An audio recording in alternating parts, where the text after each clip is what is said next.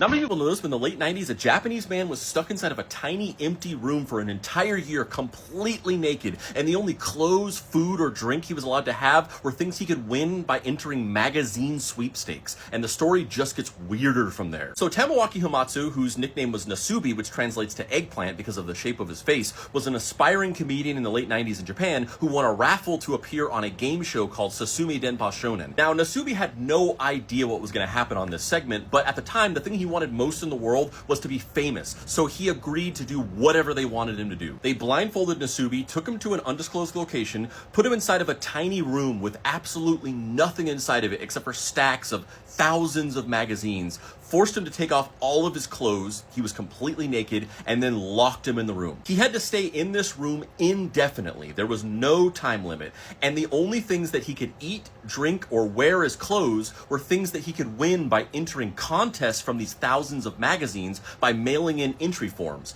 And the game would be over when he earned 1,000,000 yen worth of prizes from the magazines, which is roughly $10,000. He was provided with water, though. The entire thing was being streamed in real time. And on this live stream, his lower region was covered by an eggplant emoji in reference to his nickname, which appears to actually be the original origin for why the eggplant emoji is used in that way. At first, Nasubi focused on trying to win some clothing because he didn't want to be naked all the time, but after several days, he was getting very hungry and realized that he needed to focus on food. So he started entering hundreds of contests to win any kind of food he could manage. But the production crew started actively messing with Nasubi, crank calling him on the phone that was set up in the room to make him think that he was winning contests when he wasn't, and then at one point they actually sent a ramen delivery guy to the door, making him briefly think he was gonna get some delicious ramen before the guy realized he was at the wrong house and left. But finally, after several days, Nasubi won a contest. It was 7 pots of fiber jelly, which he devoured. And then after that, he won a 7-pound bag of rice, which he was so happy to find that he actually got on his knees and prayed in front of it. This went on for months and months, with Nasubi slowly winning more food and also other things like a bicycle, a TV, a PlayStation, which he played on the show, technically making him the first ever game streamer,